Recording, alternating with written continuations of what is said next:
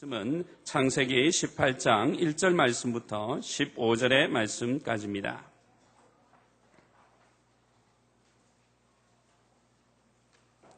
창세기 18장 1절부터 15절까지 한 절씩 교독하시고 마지막 절은 함께 봉독하도록 하겠습니다. 여호와께서 마물의 상수리 숲을 근처에서 아브라함에게 나타나시니라. 오정쯤에 그가 장막문에 앉았다가 눈을 들어본즉 사람 셋이 맞은편에 섰는지라. 그가 그들을 보자 곧 장막문에서 달려나가 영접하며 몸을 땅에 굽혀 가로되 내 주여, 내가 주께 은혜를 입었사오면 원컨대 종을 떠나 지나가지 마옵시고 물을 조금 가져오게 하사 당신들의 발을 씻고 나무 아래서 쉬소서. 내가 떡을 조금 가져오리니 당신들의 마음을 쾌활케 하신 후에 지나가소서. 당신들이 종에게 오셨음이니이다. 그들이 가로되 내 말대로 그리하라. 아브라함이 급히 장막에 들어가 사라에게 이르러 이르되 속히 고운 가루 세 스아를 가져다가 반죽하여 떡을 만들라 하고, 아브라함이 또 짐승 떼에 달려가서 기름지고 좋은 송아지를 취하여 하인에게 주니 그가 급히 요리한지라. 아브라함이 버터와 우유와 하인이 요리한 송아지를 가져다가 그들의 앞에 진설하고 나무 아래 모셨음에 그들이 먹으니라. 그들이 아브라함에게 이르되 내 아내 사라가 어디 있느냐? 대답하되 장막에 있나이다. 그가 가라사대 기한이 이를 때에 내가 정녕 내게로 돌아오리니 내 아내 사라에게 아들이 있으리라 하시니 사라가 그 뒤 장막문에서 들었더라. 아브라함과 사라가 나이 많아 늙었고 사라의 경수는 끊어졌는지라. 사라가 속으로 웃고 이르되 내가 노쇠하였고 내 주인도 늙었으니 내게 어찌 낙이 있으리요? 여호와께서 아브라함에게 이르시되 사라가 왜 웃으며 이르기를 내가 늙었거늘 어떻게 아들을 낳으리요 하느냐? 여호와께서 능치 못한 일이 있겠느냐? 기한이 이를 때에 내가 내게로 돌아오리니 사라에게 아들이 있으리라. 사라가 두려워서 승인치 아니하여 가로되 내가 웃지 아니하였나이다. 가라사대 아니라 내가 웃었느니라. 아멘. 오늘 본문에 보면 아브라함에게 세 명의 나그네가 찾아갔습니다. 그런데 문제는 이 나그네가 찾아온 때입니다. 나그네들이 찾아온 때는 오정이라고 오늘 본문 1절에 기록이 되어져 있습니다. 아브라함이 살고 있었던 이 팔레스타인 지역의 오정이라 하면 낮 12시에서 한 2시 정도 사이입니다. 광야 지역입니다. 사막 지역입니다. 해가 굉장히 뜨거운 지역이에요. 그래서 그 시간이 되면 누구든지 다 일을 안 합니다. 그 시간에는 잠을 자거나 식사를 하고 그늘에서 휴식을 하거나 그렇게 쉬는 시간입니다. 아마 대부분의 오전에 일을 했기 때문에 다 잠을 잘 만한 그러한 시간이었습니다. 그런데 아무런 예고도 없이 사전에 약속을 잡은 것도 아닌데 3명의 사람이 찾아왔다라는 겁니다. 그렇게 3명의 사람이 찾아왔을 때 아브라함의 입장에서는 상당히 당혹스러웠을 것입니다. 오늘 본문에 보면 아브라함이 장막문에 앉아서 보고 있을 때에 눈을 들어 본즉 장막문 맞은편에 3사람이 온 것을 아브라함이 확인을 하고 그들을 영접하는 장면이 오늘 본문의 내용인 것입니다. 그런데 아브라함이 이 3명을 영접하는 장면을 보면 좀 뭔가 특별합니다.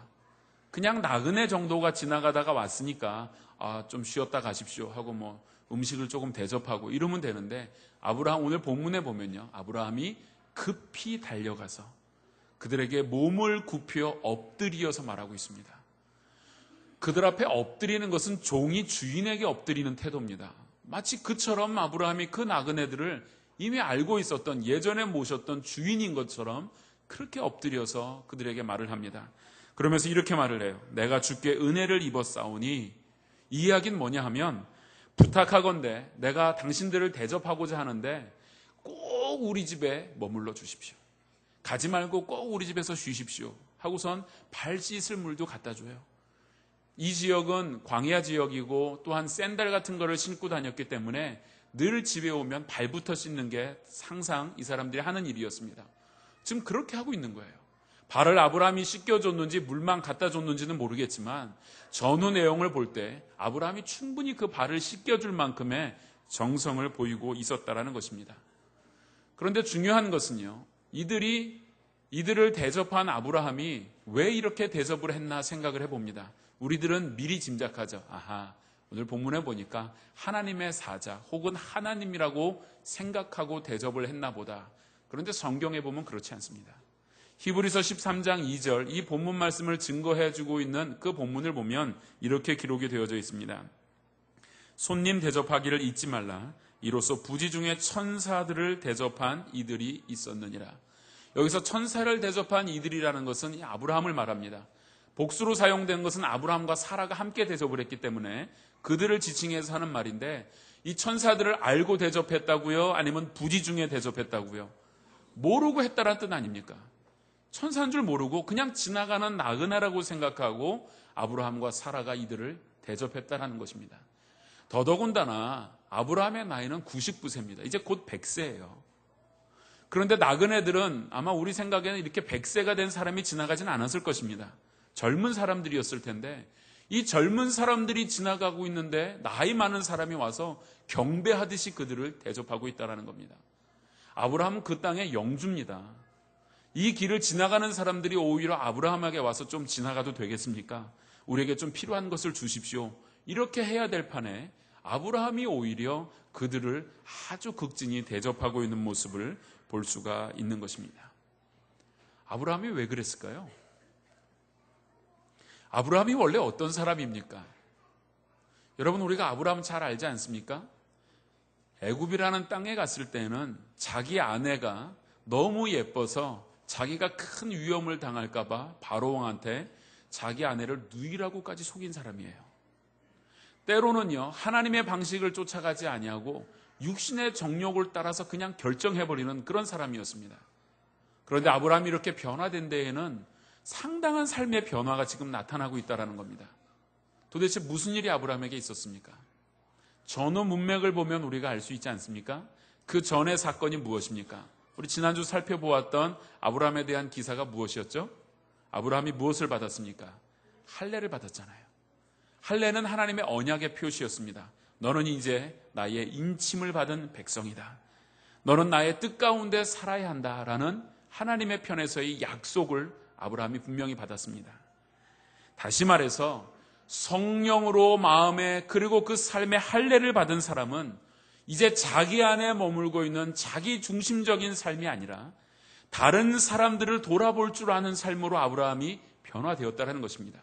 하나님의 약속을 받고 하나님의 크신 은혜를 입고 보니까 그 전에는 자기만을 위해 살았어요.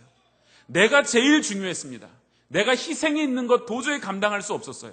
그런데 이제는 내 입속을 차리는 것이 아니라 나에게는 희생이 있다 할지라도 다른 사람을 섬길 줄 아는 그런 자리에 아브라함이 섰던 것입니다. 그래서 초대교회에서도 보면요, 언제나 손님 대접을 최고의 미덕으로 여겼던 것을 볼 수 있습니다. 서신서 본문 곳곳마다 손님 대접하기를 게을리하지 말라라는 그러한 말씀이 많이 나오고 있다라는 사실입니다. 아브라함이 손님을 대접한 것이 얼마나 극진한 대접이었고, 그리고 우리의 모습과 또 비슷한 모습을 가지고 있는 롯의 대접을 우리가 좀 살펴볼 수도 있습니다. 창세기 19장으로 가보면요, 19장 한번 가보세요. 19장 2절 말씀을 보니까 가로되 내 주여 돌이켜 종의 집으로 들어와 발을 씻고 주무시고 일찍이 일어나 갈 길을 가소서.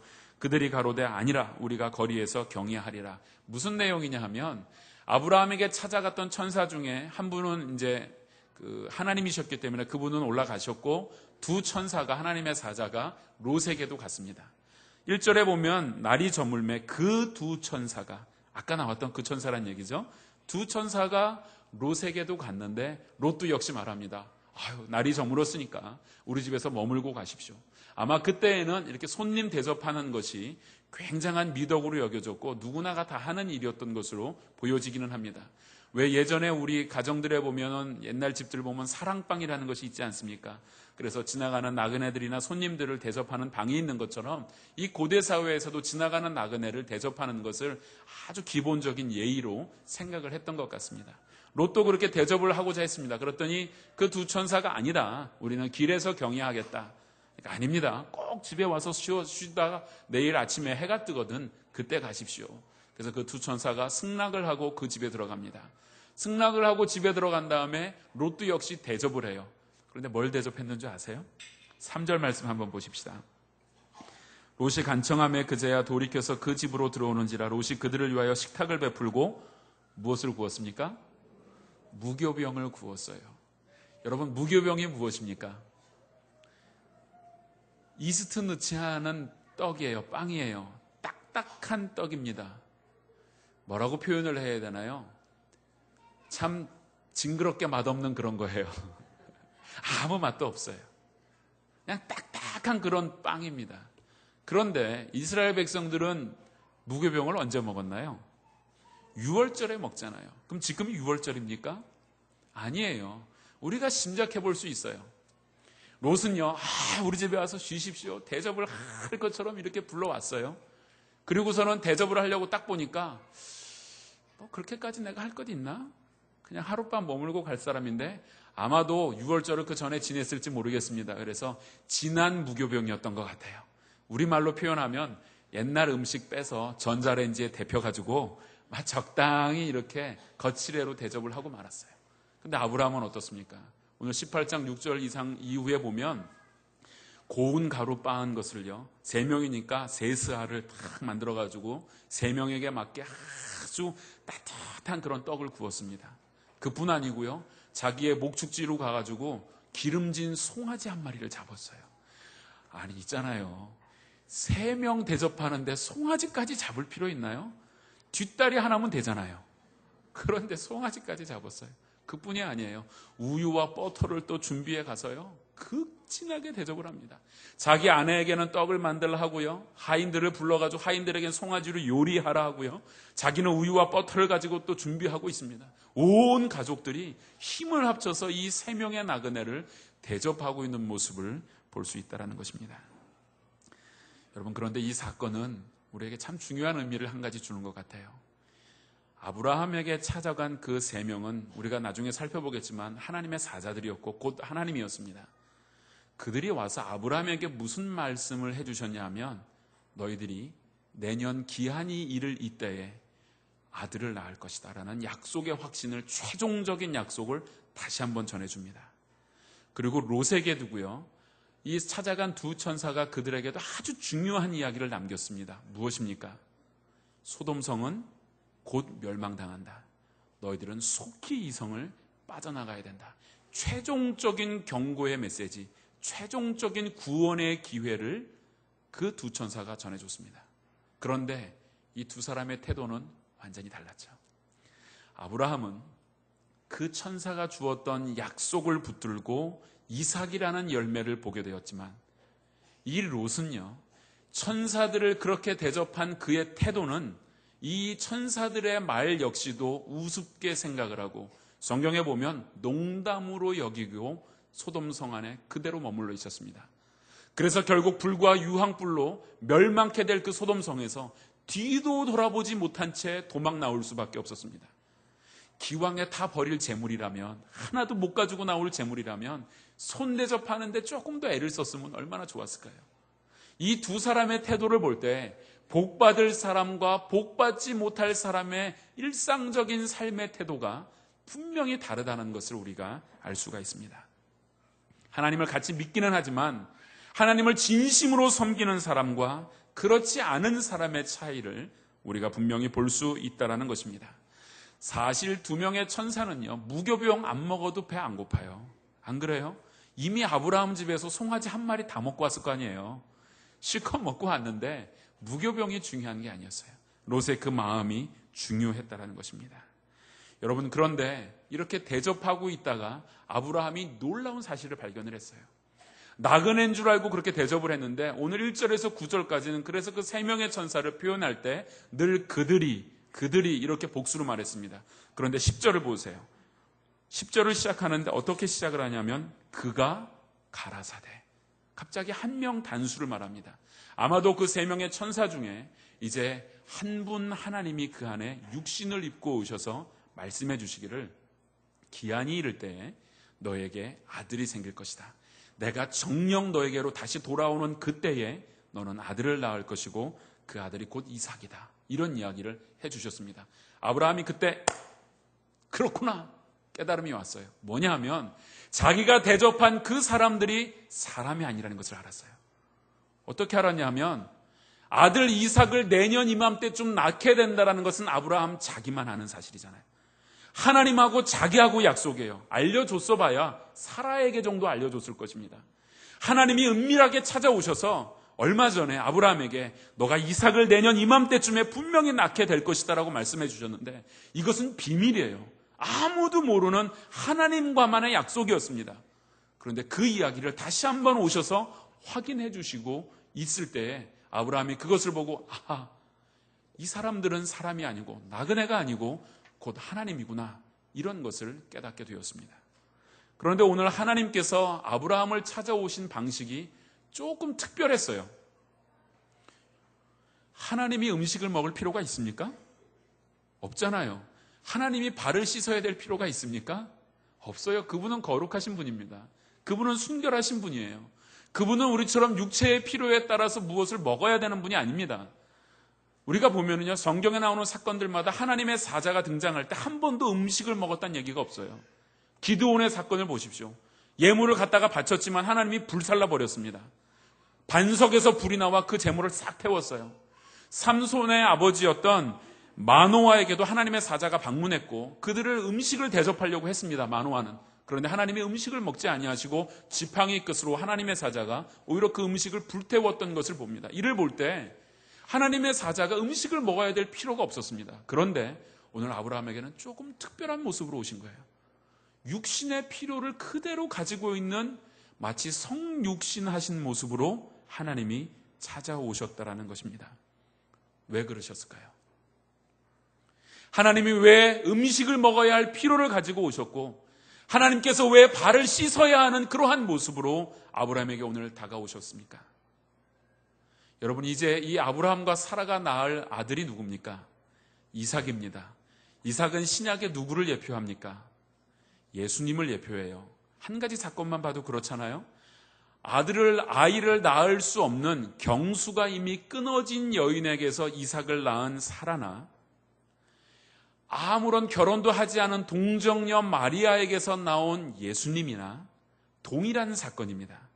구약의 이 사건들은 신약의 예수 그리스도를 예표하는 사건들입니다. 그러면 보십시오. 다시 바꾸어 말하면 아들 이삭에 대한 예언을 다시 주시면서 오신 하나님은 우리처럼 몸을 입고 오셨다는 거예요. 우리가 어떤 생각들을 하는 줄 압니까? 참, 하나님은 배 안 고파 봐서 모르지 않습니까? 기도하면서도 그런 생각할 때 없나요? 저는 했어요. 하나님, 나의 이 배고픔 아십니까? 진짜 아세요? 하나님은 안 먹어도 배 안 고프시다며요. 하나님 추위가 뭔지는 아세요? 하나님 이 땅에 사는 게 얼마나 어려운 일인지 하나님 아세요? 하늘에 사는 건 쉬운 것 같아요. 우리의 마음속에 이런 생각들이 있다는 거예요. 우리도 모르게 하나님은 저 하늘에 계신 분, 하나님은 신이시니까, 하나님은 절대자니까 그냥 그렇게 치부해버리면서 하나님이 나를 정말 아실까? 그런 생각들을 가지고 있다는 거예요. 아브라함 역시 마찬가지였습니다. 하나님을 믿고 있었지만 그의 마음속에 하나님이 자녀를 못 낳는 이 고통 정말 아실까? 때로는 그러한 믿음의 흔들림들이 있는 모습을 하나님이 최종적인 약속을 확신시켜 주시는 모습이 바로 성육신이었습니다. 이것을 오늘날로 이야기하면요, 하나님께서 나의 이 고통의 문제, 나의 이 외로움의 문제, 나의 이 경제적인 문제를 정말 아실까? 그러한 생각을 가지고 있지만 예수 그리스도는 육신을 입고 이 땅에 오셨습니다. 그리스도는 낮아지시고 천하신 몸으로 우리의 모든 연약함들을 이해하시는 그 육신으로 오셨다라는 사실입니다. 그러므로 예수님은 여러분의 현실을 충분히 알고 계십니다. 여러분의 아픔을 이해하고 용납하여 주시고 받아주시는 그분이 우리의 좋으신 하나님 아버지가 아닙니까? 그래서 요한복음 1장에 보면 태초부터 있는 것이 있었는데, 태초부터 계신 것이 있는데 하나님이며 곧 말씀이 계셨다. 그 말씀이 곧 하나님이고 곧 예수님이다. 예수님이 낮은 자로 비천한 몸을 입고 이 땅에 오셨다. 그래서 모든 자들은 하면서 설명을 쭉 하면서 요한복음 1장 12절에서 그 말씀으로 오신 예수님이 몸을 입고 오셨는데, 몸을 입고 오신 예수 그리스도를 영접하는 자마다 하나님의 자녀가 되는 권세가 있다. 이런 말씀을 하시지 않았습니까? 예수님이 육신을 입고 이 땅에 오셨을 때요, 사람들은 문제가 또 한 가지 있었어요. 참 우리 마음이요, 이래도 안 되고 저래도 안 됩니다. 하나님 아시겠어요? 내 상황을 하나님이 아십니까? 하나님은 신인데. 그럼 좋다. 내가 그러면 육신으로 입고 가겠다. 육신을 입고 오시니까 또 이제 사람들은 무슨 하나님이 마구간에서 육신을 입고 오신다는 얘기예요. 말도 안 돼요. 하나님은 빵빠레 울리면서 멋지게 영광 가운데 임하셔야지 하나님이지, 그렇게 오시는 분이 어떻게 하나님입니까? 그리고 사람들은 육신으로 오신 예수 그리스도를 영접하지 않았습니다. 그래서 찬송가에 보면 찬송가 324장에 이렇게 찬양 가사가 적혀져 있어요. 주님 찾아오셨네 모시어 드리세, 가시관을 쓰셨네 모시어 드리세. 그 다음에는 음이 높아서 제가 음이 떨어진다고 제 아내가 2부 예배 마치고 나니까 노래로 하지 말래요. 우리 죄를 속하려 십자가를 지셨네, 받은 고난 그셔라 모시어 드리세. 그랬어요. 주님이 찾아오셨는데 사람들이 그 주님을 모셔드리지 않은 거예요. 이유는 육신을 입고 왔기 때문이다. 이렇게 또 핑계를 댔다라는 겁니다. 혹시 이 자리에 아직 예수 그리스도를 영접하지 않으신 분이 있습니까? 여러분, 이 시간 주님께서 여러분 가운데 찾아오시는 줄로 믿습니다. 그리스도를 영접하시기 바랍니다. 그분은 우리의 필요에 따라 육신을 입기도 하시고, 우리가 영광을 원한다면 영광 가운데 오시는 분입니다.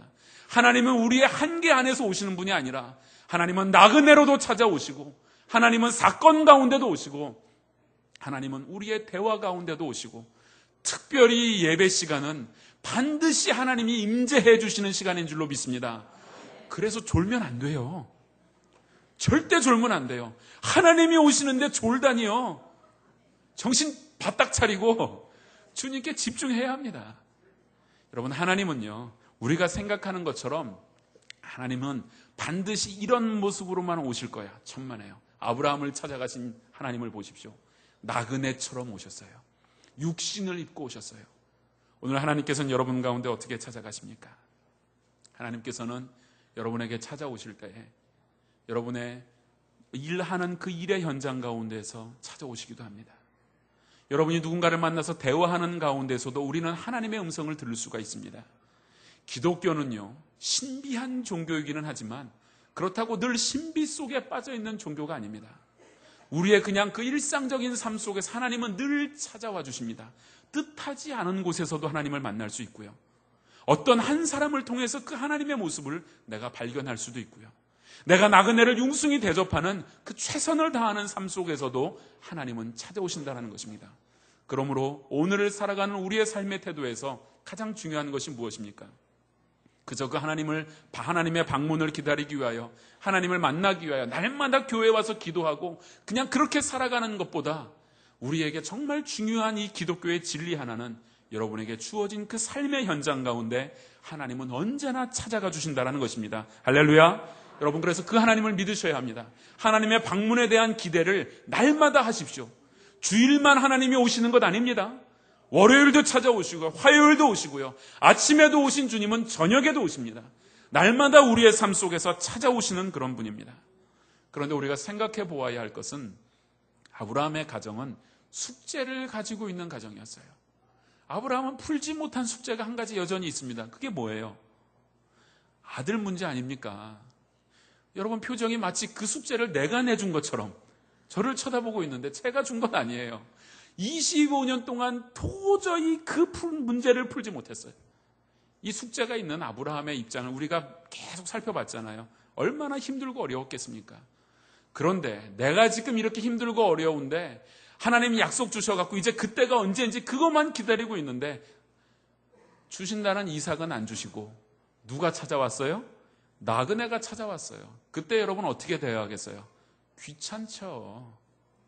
내 안에 문제가 아직도 많이 남아있는데 내가 누군가를 대접한다는 게 쉽지 않습니다. 그러나 여러분, 그렇지 않나요? 우리가 때로는 그런 생각들 해요. 우리 집에 아픈 아이가 있는데 다른 집에 아픈 아이를 위해서 기도가 되나요? 우리 집에 지금 수험생이 있어갖고 너무 바쁜 일들이 있는데 내가 다른 이들을 위해서 봉사하고 헌신하기가 쉽나요? 그렇지 않습니다. 그러나 참된 그리스도인은 아브라함처럼 너무나 내가 어려운 상황이지만 다른 사람들의 어려움을 돌아보고 그들을 살펴줄 때, 그렇게 최선을 다하는 모습 속에 있을 때 하나님은 그 자리에 오시는 줄로 믿습니다. 이 문제 해결하고 나면 내가 남을 돕겠습니다. 여러분, 천만에요 만만해요. 안 됩니다. 하나님, 내가 이 첫째 아이 이번 수능 시험만 마치고 나면 그때 내가 좀 돌보겠습니다. 첫째 아이 수능 시험 마치고 나면 둘째 아이가 또 아파요. 둘째 아이 좀 낳고 나면 하나님, 내가 좀 이제 하나님 누군가를 돌보고 하나님 일도 하겠습니다. 그러면 또 셋째 아이도 아파요. 좀 많이 낳았네, 그죠? 셋째 아이가 이제 다 낳고 나면 내가 좀 하겠습니다 하니까 덜컥 넷째 생겼어요. 못하는 거예요. 이래서 안 되고요, 저래서 안 되고요. 못하는 사람은 계속 못합니다. 그러나 아브라함을 보십시오. 자기 안에 숙제가 있었어요. 그런데 아브라함에게서 참된 그 영혼의 기쁨이 일어난 때가 언제입니까? 부지 중에 자기는 알지 못하고 하나님인 줄을 몰랐지만 그 나그네들을 융숭하게 최선을 다한 삶 속에서 대접하였을 때, 그 가운데 오히려 그 숙제가 아니라 새로운 희망으로 바뀌어지는 것을 볼 수 있다는 것입니다. 그것이 성도가 살아가는 삶의 비밀입니다. 세상 사람들은요, 자기 문제가 있으면 절대 남을 돌아볼 수가 없습니다. 그러나 그리스도인들은 무엇이 다릅니까? 내 안에 문제가 있어도 다른 사람의 문제를 위해서 기도해 줄 수 있는 사람. 지금 내 일에 숙제가 너무나도 내 안에 많이 있는데 그 문제 접어두고서라도 영혼 구원에 애쓰는 사람. 그 자리에 역사가 일어나고 그 자리에 기적이 일어나며 참으로 하나님의 방문을 경험할 수 있는 자리인 줄로 믿습니다. 여러분의 문제 속에 빠지지 마십시오. 그것 붙들고 있는 자리에서 하나님 찾아오시는 것보다, 하나님, 이것은 내가 하나님께 맡깁니다. 25년간 해결할 수 없었던 이 문제는 내가 하나님께 맡기고, 오늘 내 삶 속에 찾아오는 한 명의 나그네, 오늘 내 삶 속에서 최선을 다해야 할 내 삶의 모습 가운데 하나님은 찾아오시고 오히려 그 약속을 확신시켜 주시는 줄로 믿습니다. 여러분, 거기에 대한 증거가 성경에 있습니다. 욥을 한번 생각해 보세요. 욥은 42장까지나 기록된 아주 긴 장입니다. 욥이 당한 고난을 여러분 좀 아시지 않습니까? 혹시 욥에 대해서 잘 모르는 분들이 있기에 간단하게 설명을 드리면, 욥은요, 갑자기 고난을 당하기 시작했는데 그가 있는 자녀들이 다 죽었어요. 재산도 다 날아갔습니다. 도적대가 와가지고요, 재산을 다 탈취해 가버렸어요. 그렇게 비참하게 되니까 아내도요, 남편에게, 욥에게 와서 저주를 하고 떠나가 버렸어요. 요즘 말로 하면 이혼당했어요. 그뿐이 아니에요. 그리고 나서는요, 몸에 피부병이 생겨가지고요, 성경에 보니까 기왓장으로 긁어도 시원치 않을 정도로 고난이 당했어요. 친구들은 찾아와서요, 위로한답시고 하는 말이 자꾸 논쟁을 벌이고요, 속만 더 부글부글 끓게 만드는 그런 말만 하고 갑니다. 욥이 제일 참을 수 없었던 것은 제 생각엔 내가 왜 이 어려움을 당해야 하는지 이유를 모른다는 거예요. 42장까지 그 내용입니다. 하나님, 내가 왜 이렇게 어려움을 당하고 내가 왜 이 고난을 당해야 합니까? 도저히 해결할 수 없는 고난이 자기 속에 있다는 거예요. 그런데요, 나중에 보니까 욥이 그 고난 가운데서 벗어나게 됩니다. 한번 우리가 말씀을 같이 보겠습니다. 42장 12절, 13절, 15절에서 17절까지의 말씀을 제가 한번 읽어보도록 하겠습니다. 한번 보십시오. 여호와께서 욥의 모년의 복을 주사 처음 복보다 뭐요? 더하게 하시나니, 그가 양 1만 4천과 얼마나 실제적으로 기록을 했는지요, 약대 6천과 소 1천 결의와 암나귀 1천을 두었고, 또 아들 몇 명이요? 7, 딸은 몇 명이요? 3명. 15절에 가서 보면 그 딸들이 어떤 딸들이냐면 전국 중에 욥의 딸들처럼 아리따운 여자가 없었더라. 미스 뭐 좀 돼요. 그러니까 우스 땅에 살았으니까 미스 우스, 좀 발음이 이상하긴 한데 그쯤 됐다는 얘기예요. 그리고 마지막 16절에 보니까 그 후에 욥이 140년을 살며 아들과 손자 4대를 보았고 나이 늙고 기한이 차서 죽었더라. 여러분, 세상에 이런 복이 어디 있겠습니까? 병들어 죽었더라, 사고당해 죽었더라, 이것도 아니에요. 그냥 나이 들어서 자연스럽게 죽었고요, 4대까지 손자를 보았고요. 10명의 아들들, 딸들을 얻게 되었고요. 그 전에보다 갑절의 복을 욥이 받았어요. 42장까지 내 고난당하는 이야기만 하다가 마지막에 이르고 욥기가 딱 마치는데 이것이 전환되는 한 구절이 있어요. 어디에서 이렇게 욥의 인생이 확 바뀌었냐? 42장 10절입니다. 한번 찾아보십시오. 욥기 42장 10절 말씀. 성경책 펴보세요. 저만 보지 마시고 성경책을 펴보십시오. 페이지 수로는요 802쪽이나 803쪽 됩니다. 구약성경 한번 펴보세요. 그리고 여러분 볼펜을 준비하십시오. 여러분에게도 욥과 같은 복이 내릴 수 있는 비밀이 그 속에 있습니다. 볼펜을 들고 10절에 다 줄을 그세요. 10절에 줄을 쫙 그세요. 자, 한번 10절 말씀 같이 읽어보겠습니다. 시작. 욥이 그 벗들을 위하여 빌매 여호와께서 욥의 공경을 돌이키시고 욥에게 그전 소유보다 갑절이나 주신지라. 욥에게 그전 소유보다 갑절이나 주신지라 한 다음에 제가 읽어드렸던 건 설명이었어요. 그 갑절이 무엇인지를 설명해 줬는데 욥이 어떻게 했길래 그러한 갑절의 복을 받았다고요? 거기에는 동그라미 많이 칠해 놓으세요. 욥이 그 벗들을 위하여 빌매, 즉 기도하매. 여러분 놀라운 일입니다.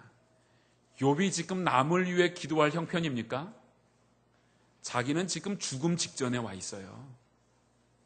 그런데 자기에게 와서 조롱했습니다. 그 친구들은요. 그런데 믿음을 잘못 이해하고 조롱한 친구들을 위해서 하나님, 저들이 하나님의 뜻을 모르고 저럽니다. 하나님을 진심으로 경외하는 내 친구들이 좀 되게 해주세요. 하나님, 저들도 좀 불쌍히 여겨주십시오. 오히려 그렇게 기도하자마자 하나님께서 그의 공경을 어떻게 하셨다고요? 돌이켜 주셨다라는 겁니다. 여러분, 공경 가운데 있습니까? 어려움 속에 있습니까? 그 어려움 안에 빠져들어서 그 문제 해결하려고 발버둥 치는 것, 그게 해결점이 아닙니다. 하나님께서 나의 인생의 공경의 문제들을 돌이켜주시고 나의 인생의 어려움을 회복시켜주시며 이전의 삶보다 갑절이나 더해주시는 그 은혜는 내 문제 속에 살아가는 것이 아니라 내 문제가 여전히 남아있지만 그 문제는 하나님께 맡기고 하나님, 내가 친구들을 위하여 기도하겠습니다. 내가 하나님 영혼 구원을 위해 힘쓰겠습니다. 하나님, 내가 나그네를 대접하는 일에 최선을 다하겠습니다. 바로 그 자리에 하나님이 찾아와 주시고 하나님께서는 욥의 고난 가운데도 오셨지만 욥이 친구들을 위하여 기도하는 그 중보의 자리에 하나님이 찾아와 주셨고 욥을 회복시켜 주셨습니다. 할렐루야. 여러분에게 이와 같은 축복이 있기를 바랍니다. 여러분의 문제에서 벗어나십시오. 하나님에게 나아가야만 합니다. 하나님께서 아브라함에게 기한이 이를 때에 내가 너에게 청령 돌아오리니 너가 아들을 낳을 것이다, 이렇게 말씀을 해주셨어요. 그런데 공동 번역은 조금 시적으로 멋지게 썼던 것 같아요. 기한이 이를 때에는 어떻게 표현을 하냐면 내년 봄 꽃필 무렵에. 멋지지 않습니까? 너무 정확하게 이야기해 줬어요. 내년 봄 꽃필 무렵에 너가 이삭을 보게 될 것이다. 근데 이 이야기를 장막 뒤에서 누가 듣고 있었어요? 사라가 들었어요. 그러면서 사라가 웃었어요. 웃으니까 웃으면서 사라가 하는 말이, 에이, 내가 이미 늙었고 내 주인인 아브라함, 내 남편도 저렇게 늙었는데 내가 어찌 낙이 있으리요? 내가 어찌 이런 일이 나한테 일어나겠습니까? 이런 말을 했어요. 그러자 하나님이 그에게 단 한마디 하셨어요. 무엇이라고 했냐면 14절 말씀 보니까 여호와께 능치 못할 일이 있겠느냐. 아멘입니까? 하나님에게는 능치 못할 일이 없습니다. 사나는 경수가 끊어져서 나는 아기를 가질 수 없다 했지만 생명의 근원은 하나님이십니다. 인간의 육체는 한계가 있지만 그러나 그 한계를 이길 수 있도록 인도해 주시는 분은 하나님이십니다. 우리의 인생에 어둠이 찾아올 수는 있지만 그 어둠을 빛으로 만들어 주실 분도 하나님이십니다. 그러므로 우리에게 중요한 것은 무엇입니까? 내가 하나님을 기다리며 그 하나님을 만나야만 능치 못하는 하나님의 역사를 보게 될 터인데 그 하나님은 언제 찾아오십니까? 여러분의 일상의 삶에서 찾아오신다는 거예요. 여러분의 삶 속에서 친근하게 세밀하게 빛으로 다가오시는 그분입니다. 제가 강도사 할 때에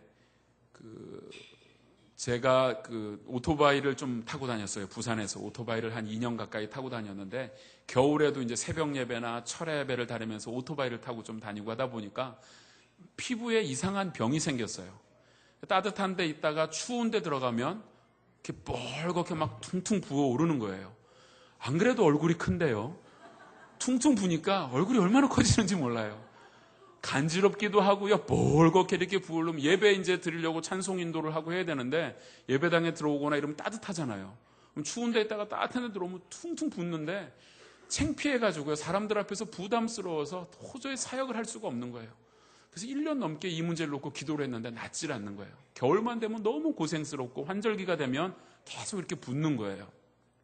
그러다가 이 문제 해결 안 되려나 보다. 내가 포기해야 되겠다. 이런 생각까지 했어요. 그러다 중고등부 아이들을 데리고 겨울 수련회를 갔는데 아이들과 저녁에 한 4시간씩 5시간씩 계속 기도하는 시간들이 있었습니다. 기도하던 중에 제 마음에 하나님께서 그냥 그런 생각을 들게 하신 거예요.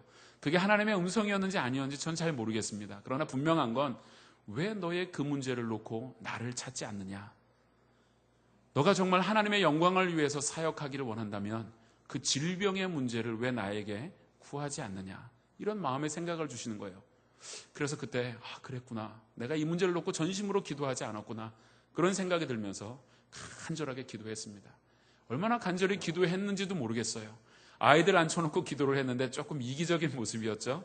아이들은 기도가 끝나고 지네끼리 웅성웅성한데 저는 지금 제 문제가 급해가지고 너무 막 그렇게 기도를 했어요. 그런데요, 놀라운 일이 제 마음속에서 일어나는 게 눈을 감고 불을 꺼놓고 기도했으니까 얼마나 깜깜합니까? 그런데 갑자기 대낮에 제가 태양을 보는 것처럼 환한 빛이 제 온몸을 이렇게 확 덮는 걸 느껴졌어요.